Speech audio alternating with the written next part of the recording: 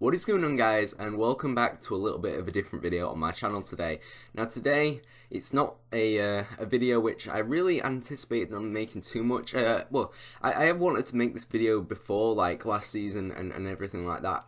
Today I'm going to be talking a bit about Sheffield Wednesday and the situation they are currently in. Just because a lot of like we've got a little bit of negativity around us at the moment, and I just wanted to talk about it a little bit. But today this is going to be a bit of a longer video. Obviously, this, if you've never seen me before, anyways, I'm another YouTuber. This isn't actually my main channel. This is my second channel. I've never uploaded on it though because I've never really had anything to upload on, but today I thought it would be reasonable to upload it on this channel just because, you know, the one which I have like 11,000 some hundred subscribers on is a bit, you know, not really to really, it's not really suitable, you could say, content. So today I thought I'd talk about it on this channel, which you know, I don't really have too many subscribers on. So yeah, and also if, like I said, it's gonna be a long video, so if you want to like sit down, and I don't know what you guys are doing, but today I'm gonna be talking for quite a long time. I don't honestly know how long it's gonna be. I haven't got any notes in front of me, so if you want to watch the whole video, go for it. But today I'm just going to be talking about Sheffield Wednesday in general because it's something I wanted to talk about for a while. So yeah, today in this video I'm going to talk a bit about the team and a bit about everything really, and just give my opinion on things. Obviously, like I said, I've got no notes. This is all coming from me, myself, and not really anything else. Just, you know, through performances recently and things compared to last season. So the first thing I wanted to talk about was the team itself, and the whole dilemma we've got with that at the moment. So at the moment we've got a goalkeeper. Obviously we've got Kieran Westwood, probably from a biased fan's point of view, the best goalkeeper in the league. Just with the amount of saves and quality player he is, he's really good. And obviously we've got Joe Wildsmith as well. So goalkeeper wise, I think is the safest position, the position what we don't really have to look into much. Obviously then we've got right back, well, wing backs, but I'll talk about right back first. So right back we've got Jack Hunt and Liam Palmer. Jack Hunt, I think, is, you know, Championship, you know, Premier League quality arguably. I think he's decent enough. I think he's very good. He can be caught out of position every now and again, but I think he's a good enough Championship right back, so I don't think we've got a problem there. Centre back is one of the problems we do have at the moment.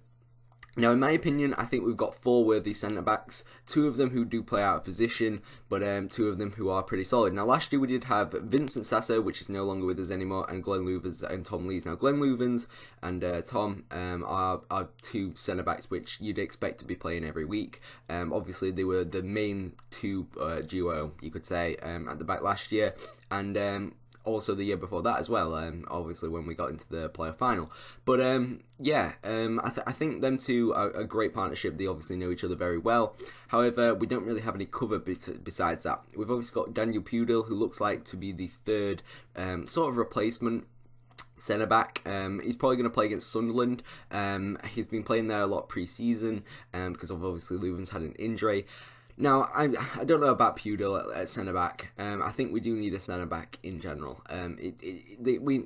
We need to get a centre-back before the transfer window closes. Carlos knows that. He's been talking about that in pre-season, and I'm glad he knows because obviously I don't really want to have Pudil at centre-back all year because I think he could cost us a lot of points. Obviously, he doesn't have the centre-back qualities as other players. You know, he doesn't have the experience, you could say, which is a bit frustrating.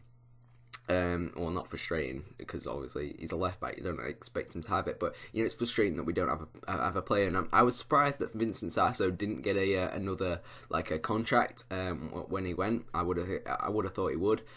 Same with Samido as well. He could probably say played centre back as well, but you know, I'd probably still say he's probably League One level. I was about to say League One, and I don't know why. And obviously the fourth centre-back we've got is, well, arguably Sam Hutchinson, but obviously he's out with injury at the moment, but I'd still like to see Hutchinson play there. I think he's, you know, got the qualities just as, you know, I think he's just as good as like someone like Glenn Loovens. Obviously, you know, a bit younger, bit more legs in him, you could probably say. But he can, like, he's still got the confidence on the ball, like a centre back, like for our play style. I think it's quality, and yeah, I think he should be third choice over Pudil because I think Pudil It can be a bit sloppy at times, in my opinion, even at left back. So I'd put Sam there, but yeah, we've gone for Daniel, and probably he's going to play there against Sunderland, as Louvens picked up an injury. Unless Louvens is back, then that's all right. But at the moment, we've only really got 2 fit defenders who are able to play that position. So anyway, so yeah, I think we need to bring in a player, and talking about, that note of bringing in a player. Apparently, Alan Nixon, who's like a reporter or a journalist, he said that we're looking for a player overseas, so we might be getting a new one of them. Anyways, we talked about centre backs a little bit too long there. Now on to left back again, a position which isn't really hugely necessary to talk about, but it's one which we still don't know his best left back. Now, we've obviously got Daniel Pudil. I think he's the best one we've got. Yeah, he was good at Watford. He's done well, even when he came on loan to us a few seasons ago, and obviously last season I think he did all right. He was dropped a bit quite last season. I think Reach played there, which was our second left back. And then we've also got Morgan Fox as well. So those are the 3 candidates we have in that position. And I'm very surprised with what Carlos does in the left back position, because obviously we got Pudil. I expect him to play there every week. But now Pudil's moved to centre back to cover Louvens. It opens up that space again. Now the 2 real left backs what we have is Adam Reach, who's a bit of a utility player in the squad. He can play up and down the pitch, anywhere basically. He really is a proper utility player. And obviously we've got Morgan Fox. Now Morgan Fox was playing a lot in pre-season, and I'm surprised we haven't actually started him too much, like at all really. I think he played against Bristol City one time last year, I want to say, and he had I know he had one really good performance, and he created a few chances. It might have been against Rotherham as well.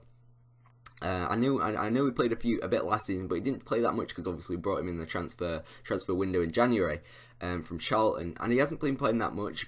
And it surprises me because when I've heard him play, I don't go to the games. I have to admit, I'm not a season ticket holder, but when I've heard him play, watched the highlights of him, and watching him on Sky and things like that, he's been good. I don't see what was really wrong with him, but it doesn't look like he gets much game time, and it seems to me that Carlos prefers Reach at left back, who's in my opinion a winger, than Fox, and I don't really get that. But yeah, against Sunderland, obviously we're gonna actually have to play a new left back unless Louvens is fit. So we're probably gonna see Reach, but in my opinion, I'd like to see Fox, because I prefer Reach on the wing. But yeah. Yeah, anyways, we're going to go into the midfield now. We've got the central midfielders. Obviously, the central midfield is, not a huge issue, but we've got something there, which is a bit of a huge issue. Now, the first centre mid who you expect to really see in the squad every week, and I'm talking about 4-4-2 formation here. This one Carlos always kind of plays a lot. He's very much the 4-4-2 man. He doesn't really like switching. It's like a 4-3-3 or anything like that. The first player we've got is Bannon. Now Bannon obviously is a quality player on his day. Like against Chesterfield, had probably the game, one of the best games he's played in a Wednesday shirt. And to be fair to the guy, probably hasn't had too many of them in quite a long time. So it was good to see him do well. And I think he even started on the left hand side, which is a bit of a surprise because obviously we have quite a lot of left wingers like Matthias and Reach, and even Boyd couldn't play there. But yeah, he played on the left hand side. He had a really good game against Chesterfield, but we haven't really seen him go back to the left mid position. Anyways, in centre mid, he's been very, very limited. I feel for our centre mids a lot. Obviously, we play like David Jones, we've got Hutch, we've got Lee, we've got Abdi, we've got like loads of players who can play in that central mid position, but it doesn't seem like we've got the 2 players what just work, like the ones what you can just say him and him. Now in the first season we had Carlos, we had.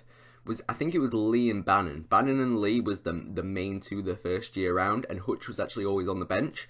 However, last year, Hutch got a lot more game time, and I think he replaced... Who did he replace? I think because Bannon played left mid, so and obviously we didn't have Reach at the time. I think, and I don't know.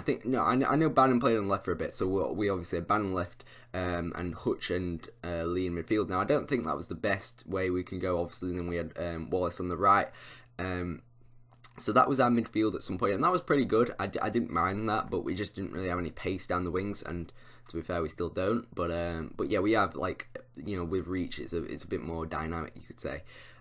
So yeah, the central mid position, like, Bannon is expected a lot. Like, Bannon's probably one of our most played players over the last few seasons, and a lot of people give him a lot of grief. I think he does a great job.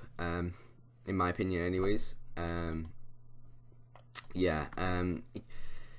The thing is with Bannon is that he has a lot of passion for Sheffield Wednesday, and you can tell that in his performance. Like, he always tracks back. He's always doing the dirty work of the team, you could say. He's a proper workhorse. But obviously sometimes he don't get the ball. He can commit fouls. He can be a bit sloppy on his day. Passes aren't always, fantastic, and that's why he gets a lot of grief. But in that central mid position, it's very, very hard. It's very hard to keep high tempo, running box to box and everything like that. And obviously get, pinpoint accurate passes and everything like that. So Bannon, he gets a lot of grief, but I think he's good. And I think we should probably keep him and everything like that. Obviously, I think Burnley had a bit interested in him this season. Then we got the next central midfielder, and this is the one which really, like, even though Bannon could arguably be replaced in the squad, this one is very, very hard to get a head around, especially at this time in the game. Now, for me, David Jones isn't championship top quality. I think he's championship player, but he's very average. I'm not a huge fan of him. I have to admit, I think he is a bit sloppy on the ball. He hasn't got the passion, the drive to push on, to play like other players. For example, take Sam Hutchinson, dives into every tackle, tries to get the ball in every opportunity possible. David Jones, he even though he makes the slide tackles and everything like that, you can just tell with his play, with his passing, with his dribbling on the ball, he doesn't have the drive to push forward to get an equaliser or a winner or anything like that. And that's why I'm not really a huge fan of him. And it also can be quite sloppy at times. So, in my opinion, I think Hutchinson obviously been playing in the central mid position recently, and he hasn't had the best couple of games, but I think he's played well. Don't get me wrong, I think he's been played. Over the few seasons, I think he's been one of our best players, because you can see the passion in him. Like he's like a captain, he's like a leader, and that's what you want in a squad. A player who can show, this is what I want everyone to do. If Tom Lee's, maybe West Wood in the squad, I'd expect Hutch to take the captaincy, but obviously with his injuries, it does limit him a bit. But yeah, anyways, on to the right mid position. I actually wanted to talk about Kieran Lee a bit. Kieran Lee obviously in the centre mid position, obviously out injured, but I think he's still got a place in the squad. Definitely. I don't see why. I think Kieran Lee's the best centre mid we've got. Hutch is definitely up there, but I think Kieran Lee performs, a lot better. Again, it's to do with passion, to do with the drive. I just really like him. Obviously, if you follow me on Twitter, you'll see that I really like him, as a player. So yeah, but onto the right mid position, we obviously have Wallace and Boyd. Now, obviously, we haven't seen much of Boyd this season, and Boyd is a bit of a weird one because even though he played the first game, obviously Wallace played the next game, so it looks like they're going to be alternated, over a few games. But Boyd's a Premier League player. And it always seems to me like whenever we sign a Premier League player, we always kind of keep them on the bench, and I don't really know why. Obviously got Wallace, home. We signed him from, I think Stuart Gray signed him actually. Yeah, Stuart Gray might have signed him. Can't particularly remember from Burnley. But we got him, being a quality player, a quality asset for the club. He's very much like a centre midfielder as well, because he cuts in a lot. He goes for the long shots and everything like that, and you'll see him a lot. Like, even though he plays out the wide, he always cuts in. He never really takes on his man, like a direct winger would. He's a bit different. He likes to come inside and then look for the pass or the shot. And the amount of times he's done that, over the last few seasons is uncountable, you could say. But yeah, I think Boyd's definitely got a place in the squad, but where do you put him? That's the question. Probably in the Wallace role, but I At this moment in time, I prefer Wallace because obviously, we've had him for the last few seasons. He's been great. But if Boyd really comes through, gets does well in training, gets into the first team, even though he's got the quality to do, I think he could have a good chance. Onto the, have we already talked about? No, we haven't talked about left mid yet. Yeah, left mid. One of the positions which is a bit questionable in our squad. Now we've got Reach. Reach, alternates between the left back and the left mid spot. We've already talked about that a little bit. In my opinion, he's a left mid. He's a winger. He plays in that role. I think I think even though Preston played him at the left wing back spot when they played 5 at the back, I definitely think going forward he's a lot more of a danger than staying back. So yeah, I think he should stay at the left mid split position. I know he's not reliable. I know he can't really put in a cross, but and he's one of them players who gets a lot of grief. But he's still relatively young. I think he'll come good over a good few years. If he gets more training, if he gets the the right trainers, the coaches, and they all get behind him, I think he could become one of those players which just Premier League clubs will want. So I hope he comes like that. Hope he becomes a player like that. But yeah, at the moment, he can't really cross the ball, and for our strikers, which we'll get onto a bit, they thrive off crosses. So yeah, it's all a bit confusing. But yeah, I'd play him there. Obviously, got Matthias as well. Matthias, we don't really know much about him. He came with so much expectation and kind of was a bit of a letdown. But yeah, and then we've got one man as well who's been in a lot of the press recently, which is Forestieri. Now, Forestieri's situation and the whole striker situation is probably going to be the main bulk of this video, because I wanted to talk about that a little bit. With all the things going around him at the moment, I definitely think it's a bit relevant to talk about that. But yeah, I think we're going to move. I think the strikers will be the two key positions now. We've already saw from Carlos that he's a very two-striker formation man. He likes having two strikers on the pitch. I'm just gonna have a drink because my throat is killing. I've got EAZoo, but it's yeah.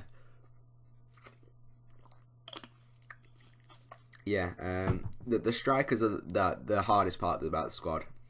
I think anyone can say that. It's very, very hard to say the strikers, because obviously we've got Forestieri, and he's the one which plays on your mind a bit. Where do you play Forestieri? And that's the thing which a lot of fans dilly about. Now, in my opinion, the best striker we have is Gary Hooper. He makes the team work, and that's why he should play every game for us. And obviously in the first season for us, we had Gary Hooper and Forestieri up front. They were the two guys which just made it work. It worked. But the first season, you could arguably say that we was a force. We was a force which no one had expected. In the first year of Carlos Carvalhal, we wasn't expected to get top 6, and that's what made us so unpredictable. That's why we became such a good club, because we were one of them teams which came from, we was an outsider. We were, a mid-table, maybe even bottom half club, and suddenly we signed Forestieri, we signed, we got on loan Gary Hooper, and suddenly we became, such a threat that we even got into the top 6, and we broke in, and we got such, a high reputation. And obviously once we failed the playoffs and everything like that, we lost in the playoff final to Hull. We got so much, pressure, well, not pressure, but we just got so much expectation to do so much better. Obviously got the new chairman at the time as well. So a lot of people was expecting us to do big things the next season, and that's what I think was one of the biggest downfalls for us. But I think Gary Hooper's definitely a player which is very, very good for us. Forestieri, at the time when we first got him, he was the guy. He was our Lionel Messi. He was our Cristiano Ronaldo. He was the one who can change a game. There were so many times, like, for example, Nottingham Forest home. I don't know if you guys remember it, but he with the 1-0 to us ended, and Forestieri 25-yard pop shot into the bottom corner, and it was like goals like that would just win us games. And it was like we was not relying on Forestieri, but it was like the guy we looked to go ahead, score all these goals, do really well for us. And obviously took us, well, not just him, the whole squad. They got to the top six. We got to the final. Obviously, we didn't perform the best on the final day. Well, the final itself, the playoff final, we lost to Hull. And then the next season, obviously last season, we signed some huge players. Now, obviously, we signed Fletcher. I think Fletcher is a goal machine. Like, I think, again, a lot of people give Fletcher a bit of stick because, he's a tall man. He's a bit like Atinuyu. He does the same thing as Atinuyu does, but I think he's just a bit more clinical. He's got, good feet and things like that. And I don't think people actually realise how good Fletcher is. Like, he's a Scotland international. He plays a lot of games for Scotland.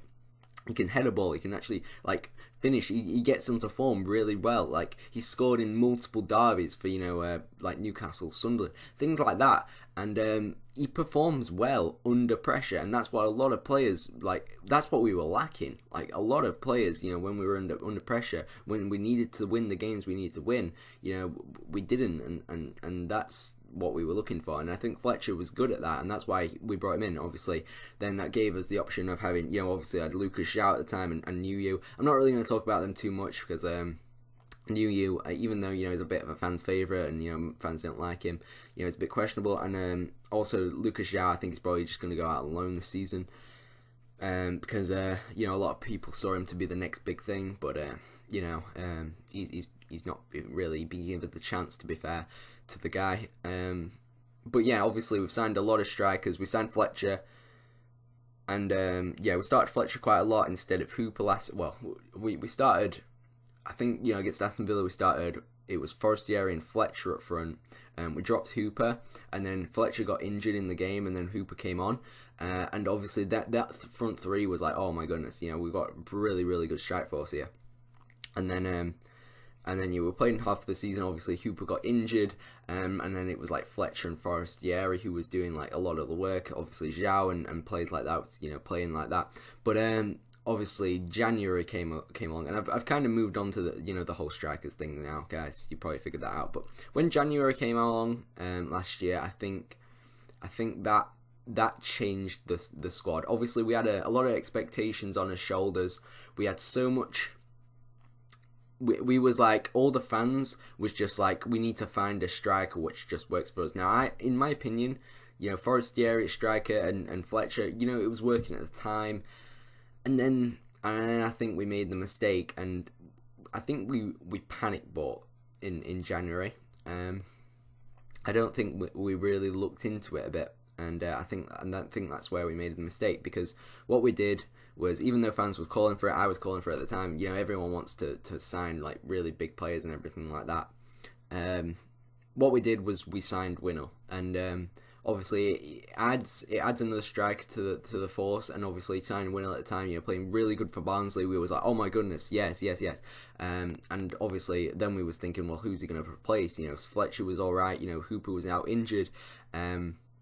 So we just thought, he's probably going to take Zhao's bench, Zhao off the bench, or just not play Zhao anymore, or Nuyu on the bench. He's probably going to be a bench player effectively, or maybe Fletcher and Winnall and Forestieri is going to be a common partnership or something.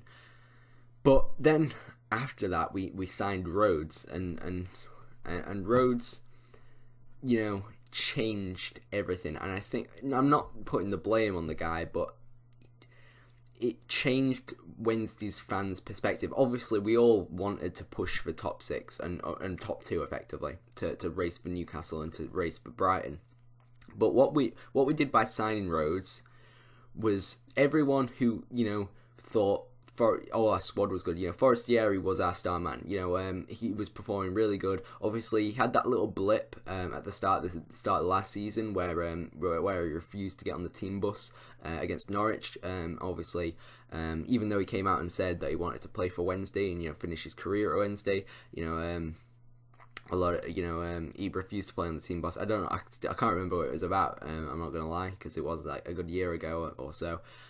So I can't particularly remember that, but yeah, I remember everything was all right. But then we signed Jordan Rhodes, and everyone was like, "Oh my goodness, we've got this 20-goal scorer striker." Now, I'm not, like I said, I'm not putting the blame on the guy, but but it really damaged us. I think we put it on ourselves on why we damaged us. Now, obviously, you guys might be, a bit confused or anything like that at the moment.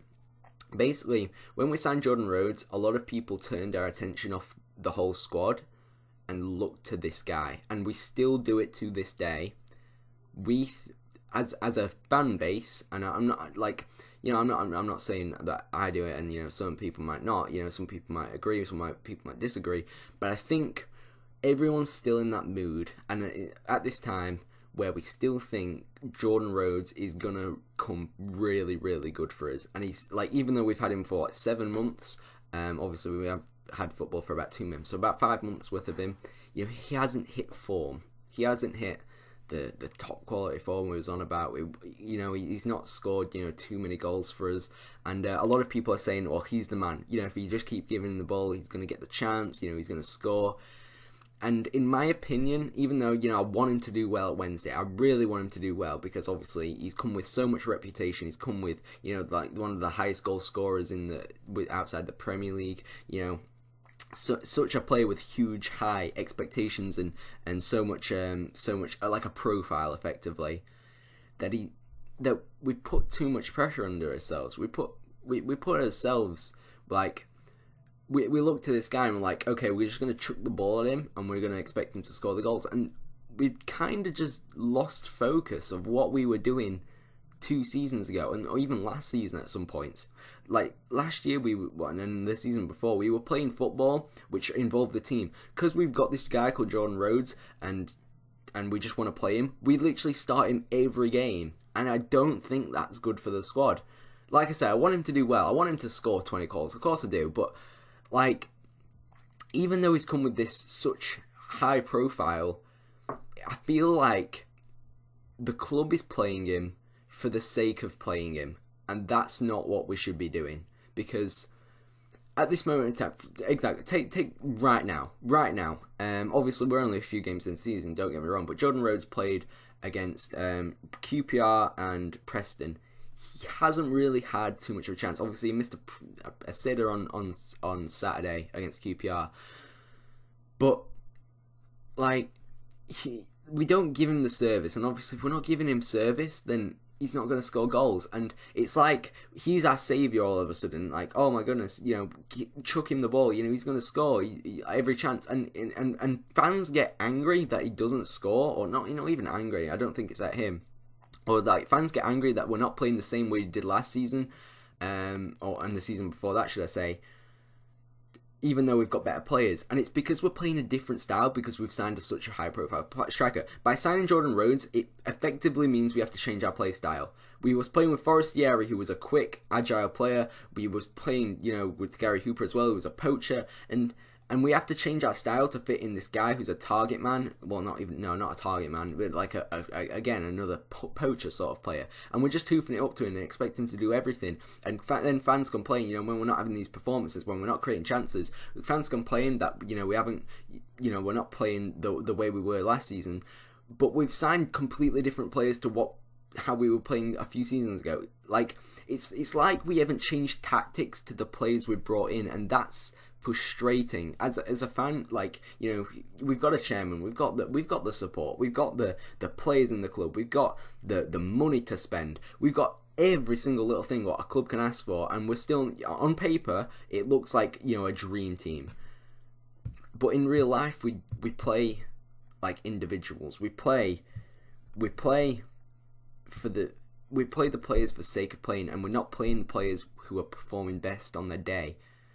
And that I think we're causing our own downfall. Like, for example, Wednesday against Sunderland, if we play Jordan Rhodes, it will be a silly mistake.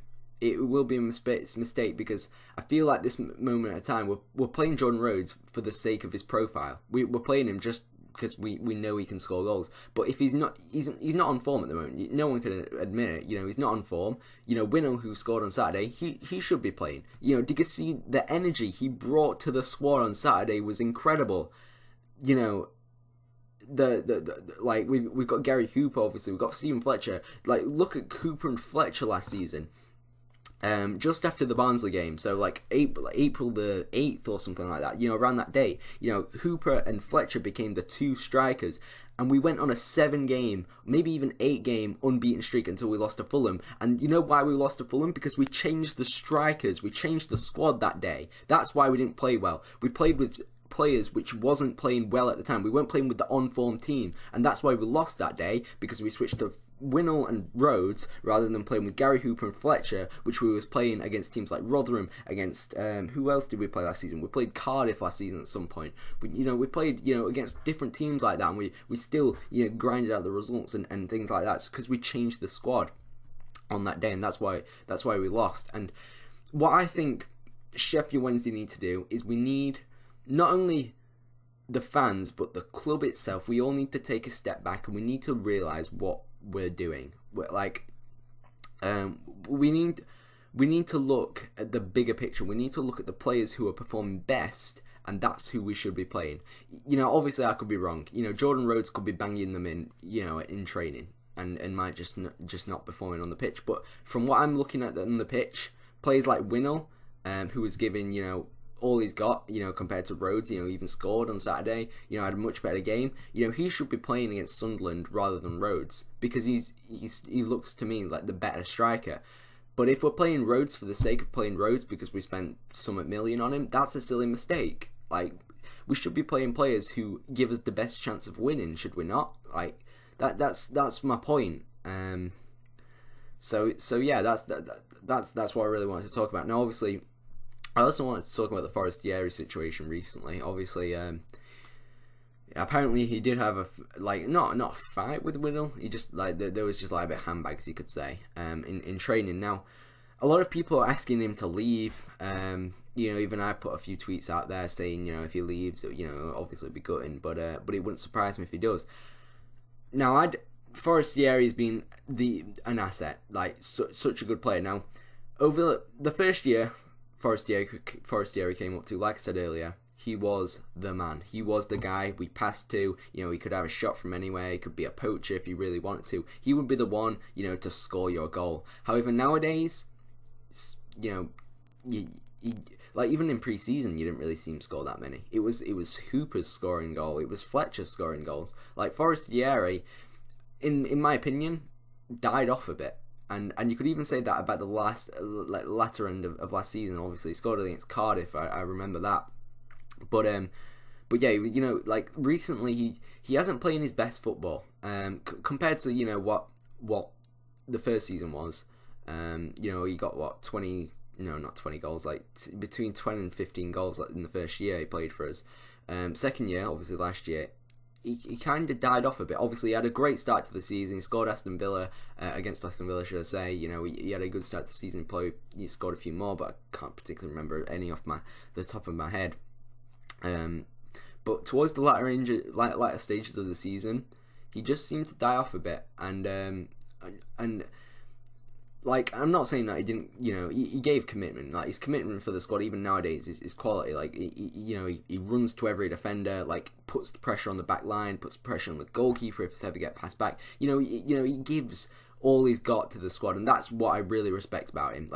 The fact that he's the only real striker in the squad who would go ahead and do that and bust a gut to go ahead and close down defenders is fantastic, and that's what a player should be all about in our squad anyways. But he seemed to dip off, it feels like in the last few games, it feels like he's got a bit more selfish, you could say.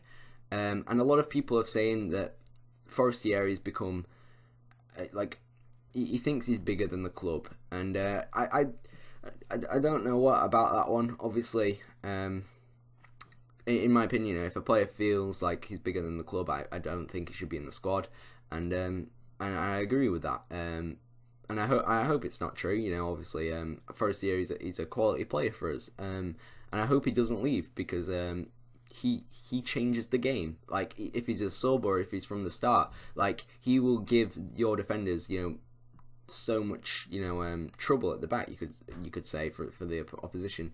So yeah, he brings the pace, he brings the flair to the squad, which we don't have when we start Forestieri and whatever striker we have.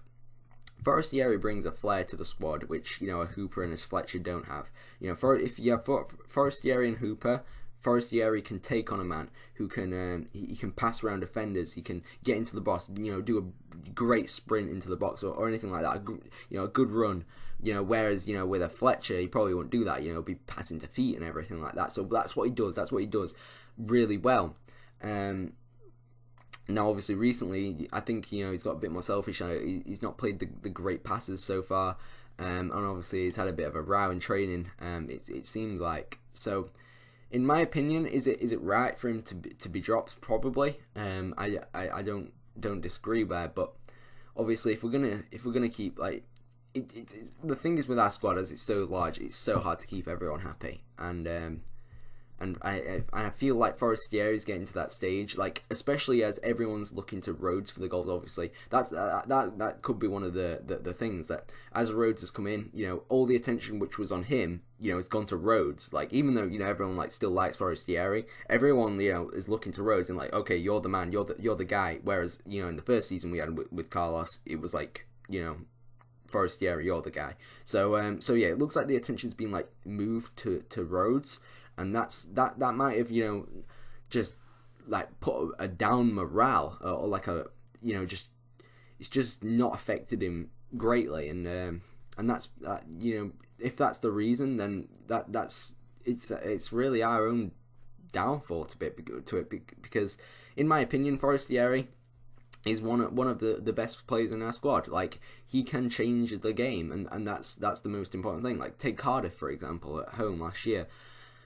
0-0, he comes on and he scores a great goal, and that's what you need in a squad. And I think if we do sell him, and if all the journalism at the moment is correct, I will be gutted, because what it removes from the squad, even though he's not really a striker in my opinion. I think he is a bit more of a winger, but obviously as Forestieri doesn't track back, to cover the defensive much. What he does is press the back line. He doesn't actually come back and defend.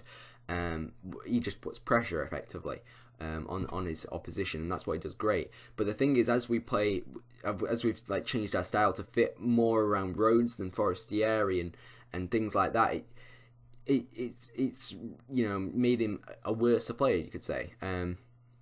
So yeah. To fit him at the striker spot, he's really feeding us scraps. Now, in my opinion, I think Forestieri shouldn't start games if he's not played in the correct position. And Forestieri, he's either a winger or a striker. And I, in my opinion, I don't even know which position he plays best. Obviously, the way we play nowadays doesn't fit his style. And for someone like Forestieri and Rhodes is not a good partnership in my opinion. They're both completely different players, even though that might be a good thing for some squads, having a fast, tall, not even tall really, Rhodes, but a poachy striker, and a small, agile player with a bit of flair to him. It might be a good partnership, but for them two, the polar opposites in my opinion. So yeah, and I think Forestieri needs to. I think he could work as a more of an attacking midfielder. If he becomes a little bit less selfish on the ball, obviously he always likes to go on his runs and try and do the best thing for the team. But yeah, I don't know. I don't know about the Forestieri situation. Yeah. But besides Forestieri and everyone like that, I hope he stays. I think he'll be a great impact sub. If it's not working in a game, if Fletcher and Hooper's not working, for example, I think Forestieri at striker brings a new dimension to the game, and it makes defenders work even harder. A bit like what Atinuyu does. Even though a lot of people give him grief, what Atinuyu does, he brings as he's so solid, draws more defenders to him. So a lot more players, around him, like a Hooper or a Forestieri, can actually latch onto that, get past defenders a lot easier, and that's what he does so well at. But no one ever gives him credit for it. But yeah, I think he'd make a good impact sub. But whether Forestieri would want that, and probably it'd make him unhappy. Forestieri wants to play football ultimately. So yeah, whether that's what Wednesday fans and Carlos Carvalho will do. Probably not, but yeah, it'll be interesting to see what they do. Yeah. Anyways, I wanted to talk about Carlos in general. Obviously, Carlos gets so much stick, and it's not fair on him, honestly. Obviously, we've got so much expectation. Like the first season we had with him, I think he did too good. If that's anything to say, obviously we got him, but no Wednesday fan would have said, okay, you're gonna get to the. If you had told us the year before, okay, next year you're gonna get to the playoff final, but you're gonna lose, anyone would see that as an instant success, and it was a success. But then the next season after that, apparently that was a failure, even though he came fourth in the league, the fourth best team in the league, and that's a failure. I don't get that. Like, okay, yeah, we lost in the playoffs.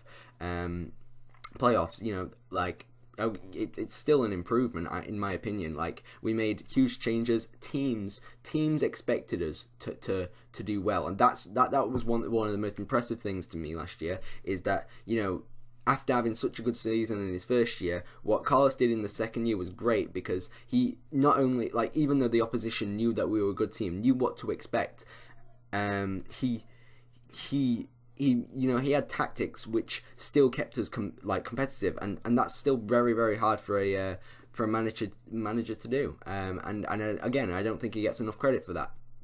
A lot of Wednesday fans always try to find the negative side to a positive thing, and that's really depressing. Like, even with the George Boyd signing this year, like, we signed a quality right mid. He can play on either wing. He can whip a ball in. He can shoot from distance. And fans still like, oh, he's too slow.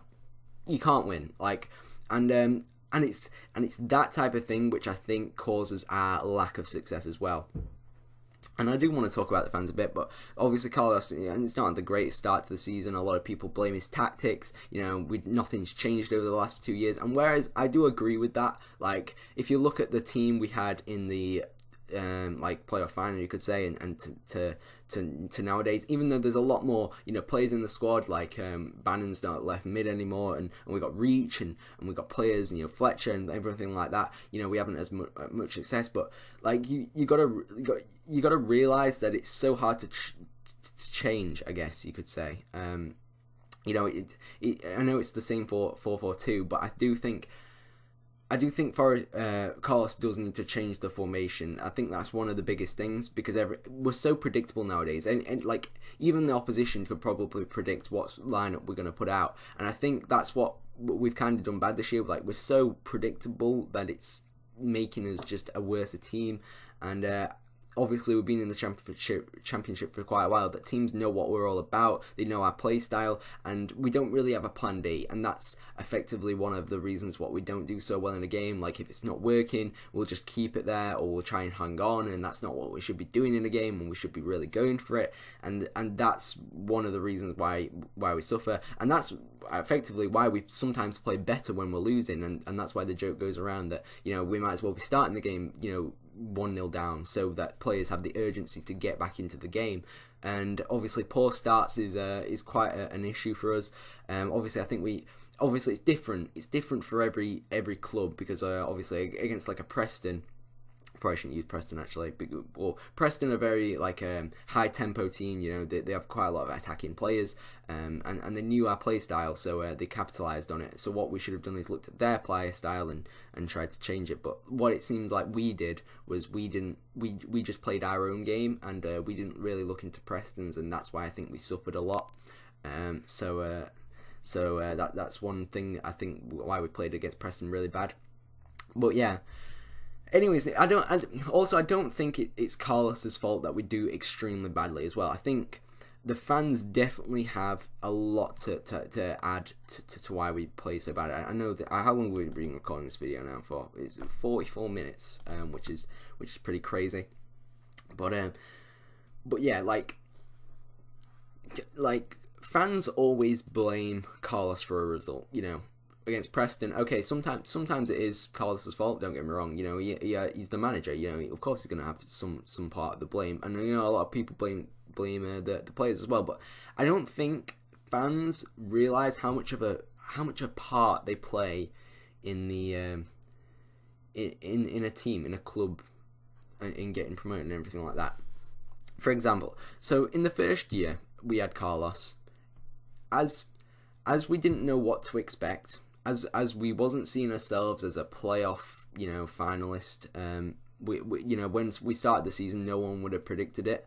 We was one of those teams, an outsider, you could say, an outside shot, like what the bookies would say, and we did, really well that year, and we got some good points, and then we had belief, and in that squad we had belief, like literally everyone believed, okay, we could actually do this. And there was very little, fans which would be on the negative side of Carlos, and everyone had that, everyone was singing Carlos had a dream, everything like that.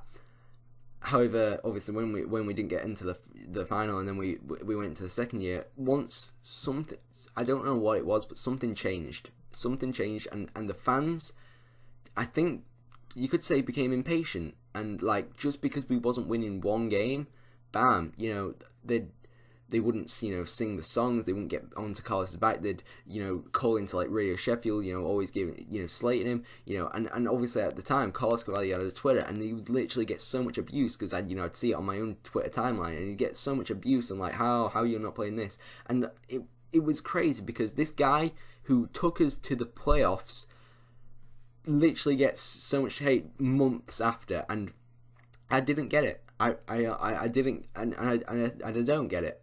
Still to this day, like, and it does seem a bit impatient from the fans, and obviously even to this day, Carlos gets so much hate. But the reason why the players and maybe even like obviously it's not Carlos who's playing on the pitch. The reason why the players don't play as well as much is because they can hear the fans getting on top of their back. Like if you'd show them a little bit of support, the haters just show them a bit of support, they'd rally on, they'd do a lot better. But because, like, for example, take the QPR game, there was boos at the end of the game. Like, we got a draw, and we was booing our fans. It was literally like we was an administration. Like, it was like we were booing the owners. I don't get it. Like, at Coventry, fans, even Charlton as well, they're in administration, they're fighting financially. We're not in that situation. We're just booing for the sake of booing. Just because your team doesn't perform one day, or your opponent's just a little bit better, it doesn't really mean you have to show no support to your club. And that is what really not annoys me, but it's just frustrating to see. Like, yeah, okay, we've got so much money that we should, and we've got the players as well, what we should be performing. But once you're saying, you're making, okay, for me, there's a difference between, giving criticism and then just starting just yelling abuse at a player, and that's what we do a lot. Like, there's no. With certain football teams, you can see that a lot of them, a lot of the big teams, get quite a fair bit of abuse. But other teams, that they don't mind if they lose. They don't get as much, like direct criticism, and it's just frustrating to see because it's not fair. And like, for example, take Barry Bannon for an example. Like, he has a Twitter account, he's quite active on there, and like the amount of like replies or the tweets what he gets is just crazy. And like, I hate to say it, but take Sheffield United for an example this year. The reason why I particularly think they might actually do well this year is because they have belief in their squad. Because they have a squad which took them out last year, and they have the passion, and they're like, and I generally believe this. If Sheffield United, as much as it pains me to say it, if they say to themselves this year, we've got the squad to do it, even though they have players which might be not as even good as our quality players, even though they might be not as good as, they could generally get top 6 this year, because if they have the passion, if they have the belief, if their fans get behind them as much as possible, they'll do it. And you could say that about Leicester, like Leicester City. Okay, they didn't have the greatest squad, but what they did was they had the passion to win the league, and that's why they did it. Huddersfield last year, okay, they haven't got the best squad in the world, but what they did have was they were an outsider. I even predicted them to go down that year, but as they had a great start to the season, and then obviously fans got behind them a lot more. suddenly, the players have belief that they can get top 6 and bam. But what we do, as we've got so much expectation on our hand and so many fans which think, okay, if you don't perform this way, even if you don't win 5-0 against, Barnsley, you're going to get booed. Even if you win 3-0 against them, we're going to boo you. Like, if we have the fans which actually show some support at the end of the game, even after a draw, like, literally people were booing after a draw. Like, I don't understand if we dominated QPR, but that game we could have easily lost. We could have won it, but we could have easily lost as well. And I don't get it, man. I just don't get it, and I don't get why fans.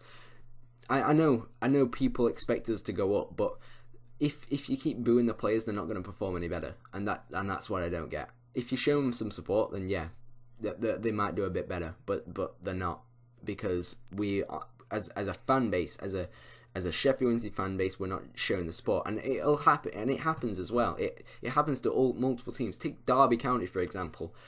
Derby County had finished so many times in the top 6. How many times have we seen Derby doing well? Like, obviously they came down for the Premier League like quite a while ago, like 2008, something like that.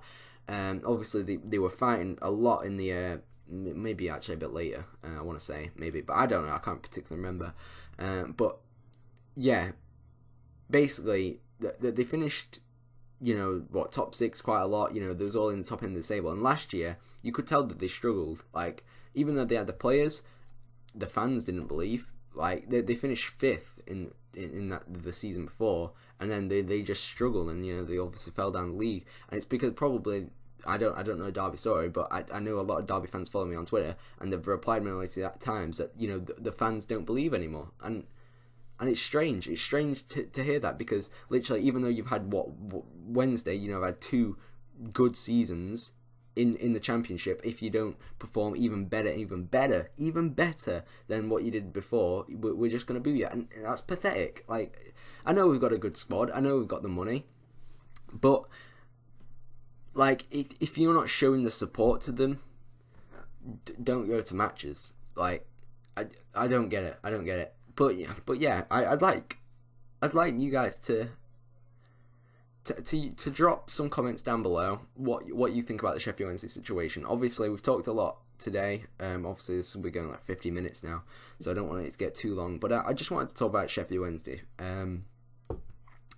I wanted to talk, obviously, about the Sheffield Wednesday and everything like that at this moment in time, and I wanted to talk about why we were doing bad. But I hope fans just get behind them a bit more. Like, it's a shame. It's a shame, because the fans complain all the time. Oh, you're not performing. You get paid all this, but if you're not supporting it, if you're not supporting the club what you love, then of course they're not going to play well. Like that, yeah. Where's the support? Like, obviously there are fans out there. There's fans out there who will support them so much, but the impatience of the fans is poor, in my opinion.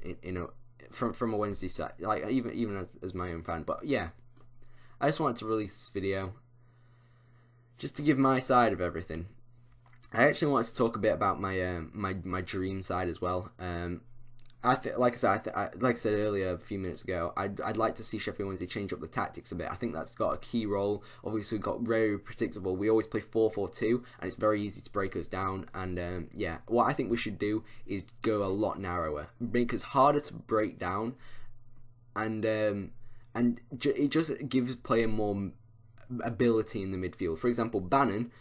If you put him, around, if you play the diamond, we still play the diamond in Chesterfield, like towards the end of the game. Literally, we had was David Jones. We had Wallace at the right, Bannon on the left of the diamond, and then in the cam, I can't remember if we had Hooper or someone like that. Oh no, we had Abde, but I think Hooper might have gone into that position after Abde went off. And obviously Winnell and things like that went up front with Fletcher as well. Obviously, I can't particularly remember the game too much. I didn't go to it to it yet. But basically, yeah, what I'd like to see is a lot more of the diamond. I think if Hutch plays at the bottom of the diamond, it gives like that defensive stability.